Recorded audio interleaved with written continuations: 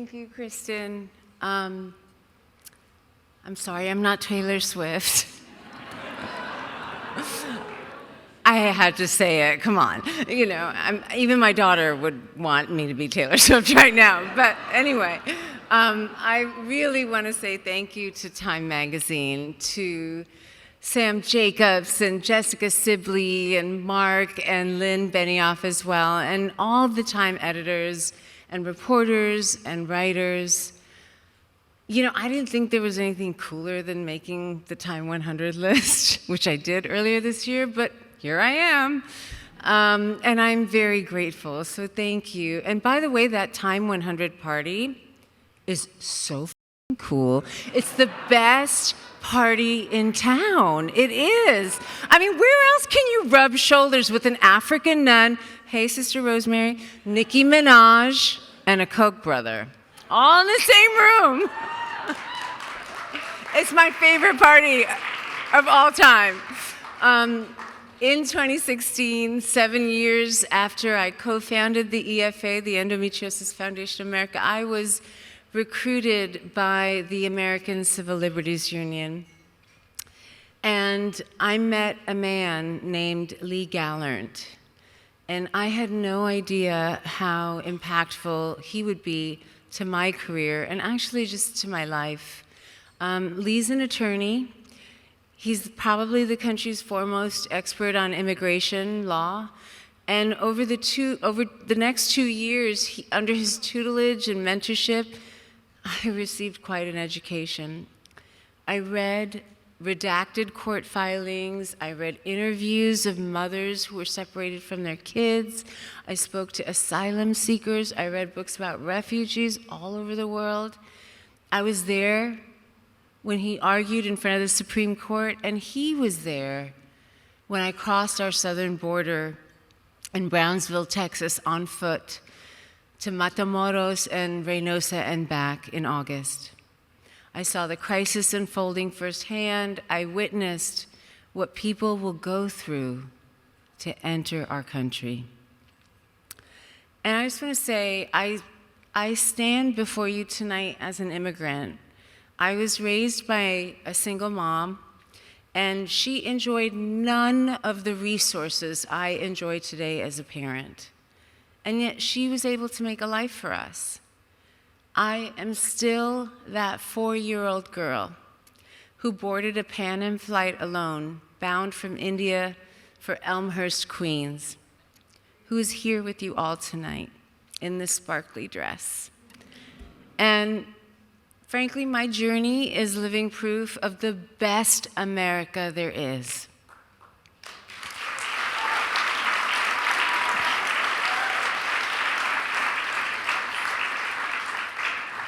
I'm speaking about Lee Gallant because my work with Lee made me pivot and pour all that I learned into my professional life.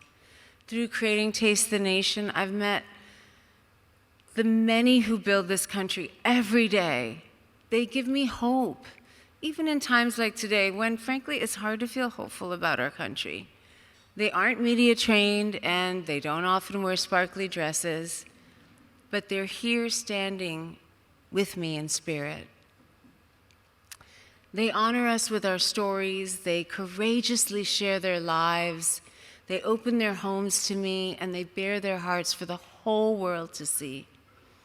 I've heard stories of severe abuse, of mothers who've watched their children die of starvation in their arms in the jungle, of racism as an active force in the daily lives of people who are just helpless against it. People like Emiliano Morentis of Elemi Restaurant in El Paso, who spoke to me of how folks embraced his food, they loved his tacos, but they didn't care about the hands that made that food. I'm inspired by the Cambodian refugees who came to Lowell, Massachusetts, who in 1 or 2 generations turned the economy of that tawny New England town around. And I can show through them how immigrants aren't a drain on our economy, but rather the engine that fuels it. I am deeply, deeply indebted to them for helping me prove this point. I grew up in immigrant communities on both coasts, but through the ACLU, I saw how much America meant to so many, and why it's important to fight to sustain that brighter vision of America, where anything is possible for everyone. Meeting Lee really changed my life. He introduced me to Jillian Thomas of the ACLU's Women's Rights Project, who, along with the wonderful Jessica White, encouraged me to write an op-ed about my own story of sexual violence. It would be one of the most difficult and rewarding things I've ever done. They reminded me that I have a voice and a story to share, but really, everyone has a compelling story. You just have to be willing to listen.